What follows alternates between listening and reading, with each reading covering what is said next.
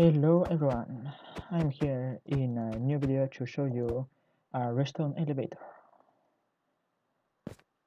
This is a multi-floor design based on the Electron where you can go to any floor you want just by selecting it.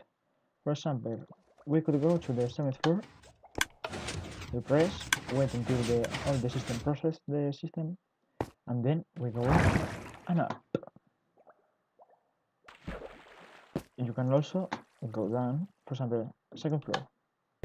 You select, wait a little, and go down. If you want to go to the 15th floor, you select, you press, wait until your process, and get in.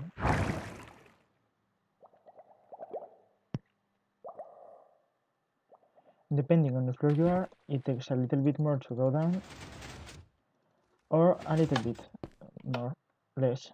For example, here, like if we are in the highest floor, it takes a while to load the system to process all your information you sent. But then you go inside and you're in when you want it. Okay, let's show you how this system works.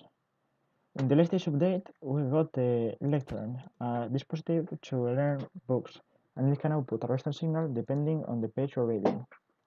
For this system to work, you need to have exactly 30 pages. You can look at it up in the right corner of the book, because depending on which 2 pages you are, it sends a different redstone signal. For the first one, like it's the bottom floor, we don't need anything, but for all the other floors we need this module. This is a modular build, so just by using 3 servers, 1 rail, this amount of blocks, and a little bit of comparators, piston, and redstone, you got all the build. Basically, is this copied in a 15 by 15 grid, but you can do it also for a 5 by 5 for a 5 high floor. You will do it in a 5 by 5 grid. If you want a 5-floor elevator, you will build a 5 by 5 grid of the module. If you want an 8-floor elevator, you will build an 8 by 8 grid. Easy. Let's see how it works. I will be like this to show you how the redstone torches change. In the left side you can look at it. Depending on the amount of redstone signal that you have, it will turn off X amount of torches. In this case we're in the 4th page, so removing this one that is here, there is 3 torches out. And by using this other system, we made to only have 1 output instead of 3. We send it to a piston to then make this system of here works. That is, when you press the button, it sends a redstone signal through the piston, the rail, and downwards into that mirror cell. Forgot to mention that the rails are alternated with powered and activator rails because they update and not transfer the update to the other type of rail. If droppers or dispensers or redstone lamps were used to make the updates, like there are solid blocks, the signal will be distributed around them and all the memory cell and will not work the system. But first of all, when you press the button, sorry, it sends the signal to this to reset all the memory cell, and then it selects the floor you want to go. Also, when resetting the memory cell, it resets through this line, blue line, all the water to remove it out of it. Let's show you how this works. I'll go to the highest floor because there you can see it better. So 6th floor, for example, you can see there are the pistons moving.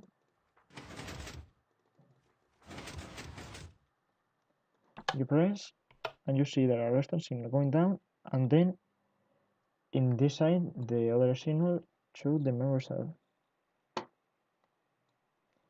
Here is a signal divider to do not mix the signals, so it sends one the odd ones in this way and the other ones in the upper side. Then just with some slime blocks and redstone blocks, we send it over here. No idea why these torches are here. They don't need to be there. You send the redstone signal here, not here redstone signal, and you power up the piston you selected.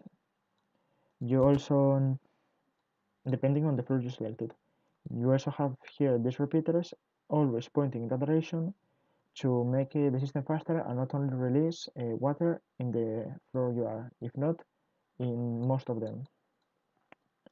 Here you see that it goes up, the selected one and the other ones, up to here.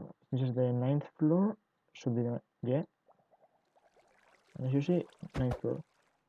But it does not only release the 9th floor, it releases the upwards now, but going downwards, it releases also one yes, one no. One yes, one no. It was the easier and faster way to do it without having here too much complex things. And apart from that, that is the only thing needed. You can join with the elevator from any floor. You select, you press the button, wait a little, wait some seconds, wait the water, get in, and go up. There are some little important things. For example, the saucer needs to be found down with a water bucket here. It's important to have this water bucket for when you fall, you don't die, you fall in water. The slabs are not important. You can have normal blocks, but having slabs is easier to get out. Here, just to tell you that the signal needs to be by default turned on for the water don't go down. Apart from that, this is all that you should know from this build.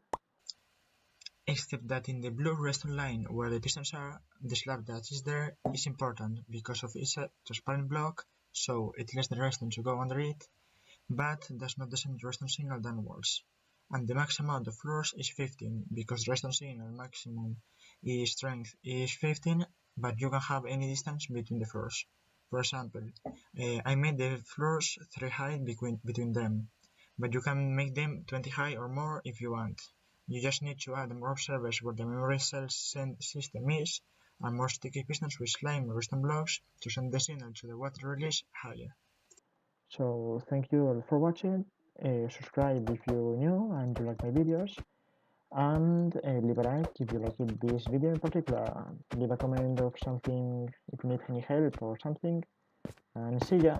Wait, I want to say some thanks to Skullsflare because he gave me this idea by watching one of his videos of a simpler version of this that he made.